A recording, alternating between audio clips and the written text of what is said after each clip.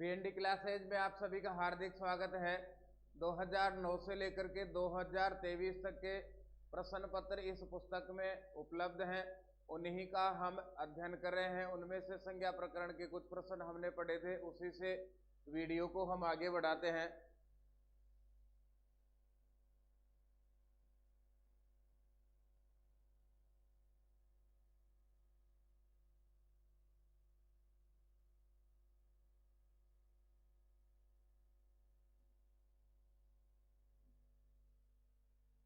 और 29 नंबर का प्रश्न संज्ञा प्रकरण में से है।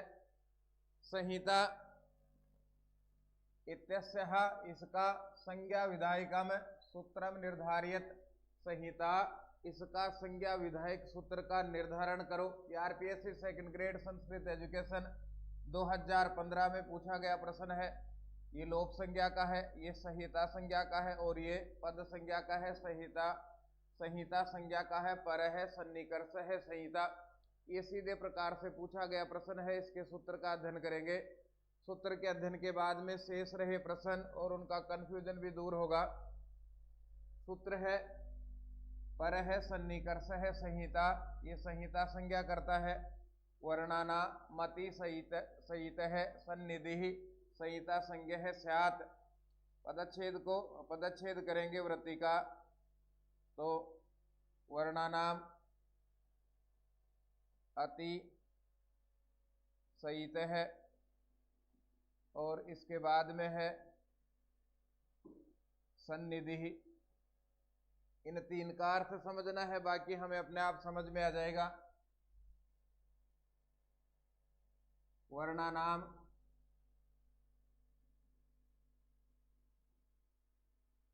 वर्णों की अति सहित है।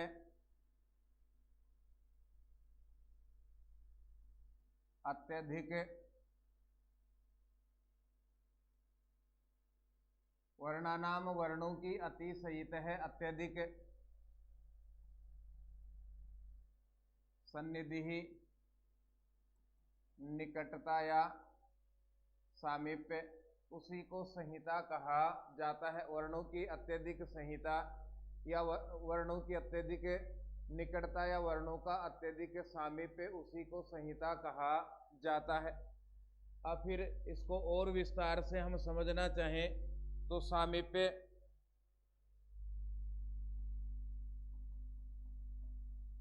इसका अर्थ क्या है? तो दो वर्णों के मध्य दो प्रकार से लिख सकते हैं। दो वर्णों के मध्य अर्धमात्रा काल का उच्चारण होना।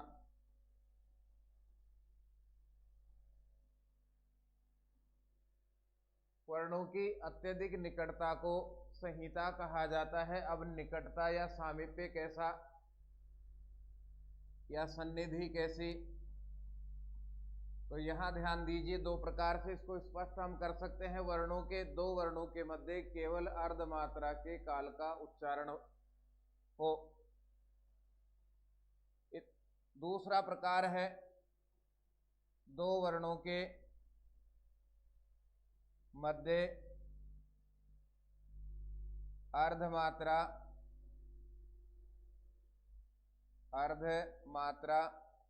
काल के दो वर्णों के मध्य अर्धमात्रा काल के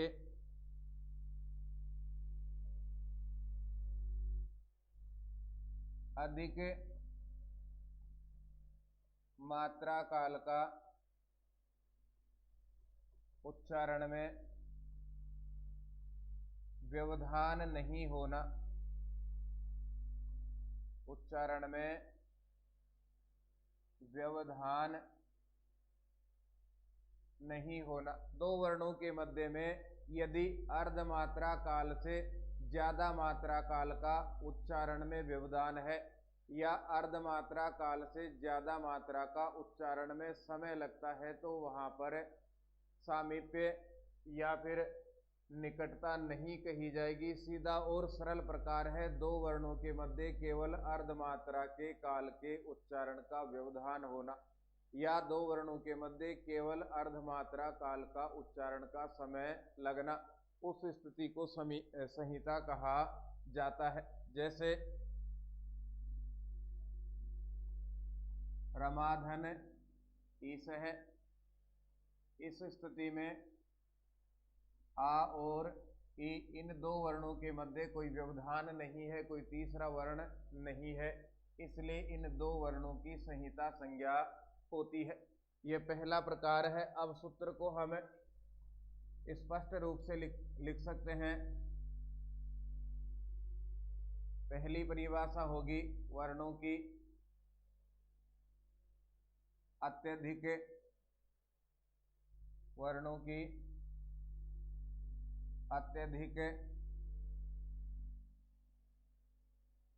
निकटता को संहिता कहा जाता है।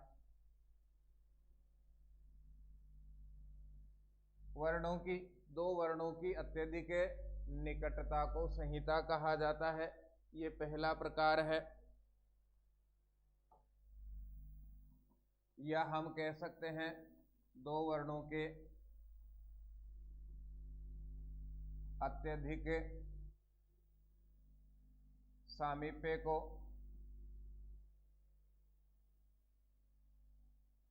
संहिता कहा जाता है। संहिता कहा जाता है। और मुख्य बात है इसमें, जहां संहिता होगी वहां संधि कार्य अवश्य होता है। संहिता में संधि कार्य अवश्य होता है। संहिता है तो संधि कार्य अवश्य होगा। ये इस सूत्र की कुछ विशेषताएं हैं। वापस प्रश्न पर लौट के चलिए। प्रश्न में पूछा गया था संहिता, इसका संज्ञा विधायक सूत्र क्या है? पर है सन्निकर्ष है संहिता। सूत्र में हमने पढ़ा पर है सन्निकर्ष है संहिता, वर्णानाम अतिसहित है सन्निधि संहिता संज्ञा है स्यात्। पदच्छेद किया, वर्णानाम अतिसहित है और फिर रहा सन्निधि। शब्दों के अर्थ को समझा तो वर्णानाम वर्णों की अतिसहित है अत्यधिक, सन्निधि निकटता या सामीप्य, उसी को संहिता कहा जाता है। अर्थात अब निकटता या सामीप्य क्या है? दो वर्णों के मध्य में केवल अर्धमात्रा काल का उच्चारण का व्यवधान हो, या केवल दो वर्णों के मध्य अर्धमात्रा काल का ही उच्चारण होना चाहिए। दो वर्णों के मध्य अर्धमात्रा काल से ज्यादा के उच्चारण का व्यवधान है तो वहां संहिता नहीं होगी।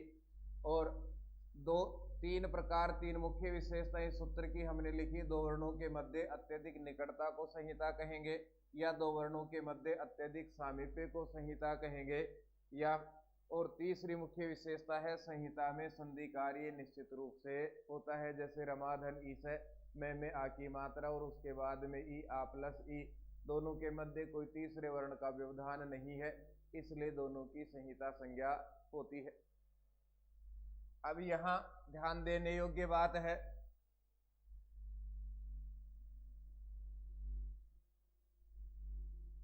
संहिता से कितने प्रश्न यहाँ आ चुके हैं। यह भी आया है सेकंड ग्रेड 2023 में, सूत्र 1 है। प्रश्न कितने हैं इनमें से उन्हीं का अध्ययन करना है, और यही फायदा है इस पुस्तक को पढ़ने से। किस प्रश्न से, किस सूत्र से प्रश्न रिवाइज हो रहे हैं, कौन कौन से प्रश्न है, तो प्रश्न के कुछ शब्दों को बदल के ही रिवाइज किया जा रहा है। संहिता विधायकम सूत्रमस्ति, संहिता विधायक सूत्र है। अब इसी को रिवाइज किया गया 2013 में। यहाँ हम देखेंगे तो प्रश्न था संहिता, इसका संज्ञा विधायकम सूत्रम निर्धारित। 2015 का प्रश्न है, इसी के कुछ शब्दों को बदल करके 2023 में इसको रिवाइज किया गया है।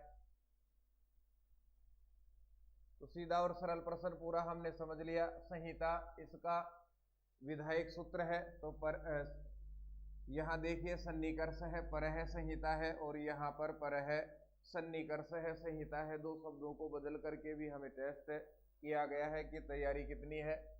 इसके बाद में वर्णों की अत्यंत सन्निधि होने पर कौन सी संज्ञा होती है, ये थर्ड ग्रेड एग्जाम 2009 बहुत पहले उसमें पूछा गया है, तो वहां पर भी संहिता संज्ञा होती है।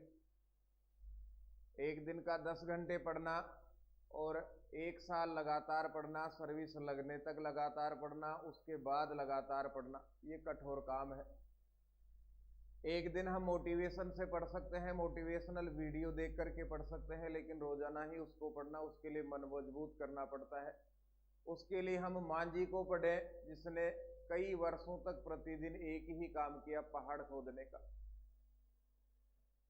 ऐसी जिजीविषा हमें चाहिए आगे बढ़ने के लिए। अब संहिता को समझा हमने, संहिता के और किस प्रकार के प्रश्न हो सकते हैं वो हम समझेंगे। मध्वरी शब्दे संहिता संज्ञक वर्णाउ स्तः। मध्वरी शब्दे शब्द में संहिता संज्ञक वर्णाउ वर्ण 2 वर्ण स्तः है। इसमें कौन कौन से 2 वर्ण संहिता संज्ञक हैं?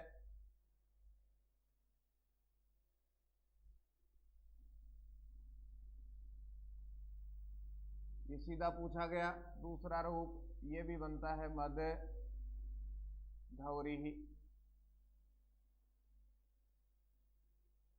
मधुधन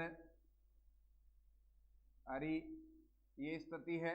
ध में मात्रा ऊ की और ऊ के बाद है ए। इन 2 वर्णों की संधि होगी तो ये दोनों ही वर्ण यहाँ पर संहिता संज्ञक है। ध का ऊ, ध में स्थित ऊ ये रहा, और अरि का ए, इन दोनों वर्णों की संहिता होती है, क्योंकि दोनों वर्णों के मध्य में तीसरा वर्ण नहीं है। यण संधि का उदाहरण है, उसमें भी इससे प्रश्न पूछा गया है। आगे बढ़ते हैं। व्याकरणे संहिता पदेन सूच्यते। व्याकरण में संहिता पद से सूचना होती है। ये चौथा प्रश्न है, एक ही सूत्र से चौथा प्रश्न। तो संहिता जहां होगी वहां पर संधि निश्चित रूप से होती है, ये अभी हमने पढ़ा है। फिर आगे बढ़ते हैं। अधोलिखिता नाम कस्मिन पदे संहिता संज्ञा प्रयुक्ता। 2014 सेकंड ग्रेड में पूछा गया प्रश्न। अधोलिखिता नाम नीचे लिखे गए पदों में कस्मिन पदे किस पद में संहिता संज्ञा प्रयुक्ता, संहिता संज्ञा प्रयुक्त हुई है। तो संहिता संज्ञा वहां होगी जहां संधि है।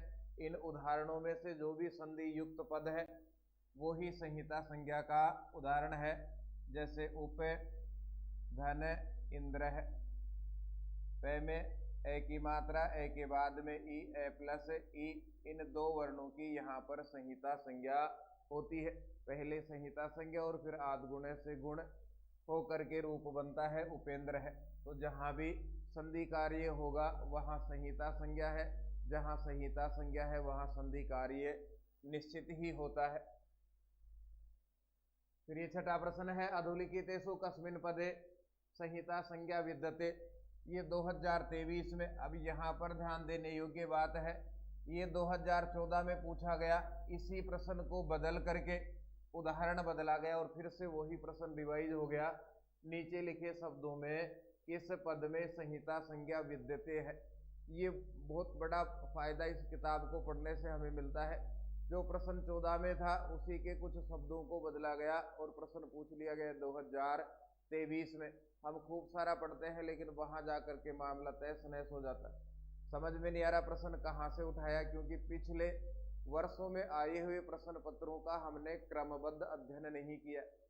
गाइड्स में प्रश्न मिलते हैं लेकिन वो पेपर के अनुसार है, 2009, 14, 16, 18, 21, 23 इस प्रकार से। यहाँ पर प्रश्न वही है लेकिन वो टॉपिक के अनुसार है, टॉपिक में भी उनको क्रमबद्ध किया गया है। तो 14 का रिवाइज हो गया, 23 में शब्द बदल दिया गया। वहां पर जहां भी संधि होगी वहीं पर संहिता है। रमा, धन, ईश है, ये संधि विच्छेद है। में मात्रा है, आ की, रम, आ के बाद में ईश है, आ और ई, इन 2 वर्णों की, 2 स्वर वर्णों की यहाँ पर संधि होती है। तो जहाँ संधि है, संधि होने से पहले पर है, सन्निकर्ष है, संहिता, इससे संहिता संज्ञा, और आ प्लस ई आद गुण है, इससे गुण होकर के रमे से रूप सिद्ध होता है। फिर आगे बढ़ते हैं। इसमें से अंतिम प्रश्न जो संज्ञा में से रह गया, देखिए, एषु विकल्पेषु असंगतम विकल्पम चुनो चिन्हवन्तु। इन विकल्पों में असंगत विकल्प को चुनो। आरपीएससी फर्स्ट ग्रेड 2022 में पूछा गया प्रश्न है, सबको हमने पढ़ लिया, केवल इनमें से उत्तर निकालना है। आज भी व्यवहिता हल है। संयोग संज्ञा, वर्णानाम अति सहित है सन्निधि, अभी पढ़ रहे थे, संहिता संज्ञा होती है। और मुख सहित नासिक हो चार्य मानो हो वर्ण है, अनुनासिक संज्ञा है। मुख सहित नासिका से उच्चारित वर्ण को अनुनासिक कहा जाता है। यहाँ ध्यान दीजिए, एक बारीक सा अंतर है। यहाँ पूछा गया है अप्रसक्तस्य दर्शनम, लोप संज्ञा है। यहाँ लिखा गया है प्रसक्तस्य और वहां हमें पूछा गया है अप्रसक्तस्य दर्शनम और इसके सामने दिया गया है लोप संज्ञा। केवल एक अक्षर का अंतर है और वहां बहुत समय इसके उत्तर को ढूंढने में लगा।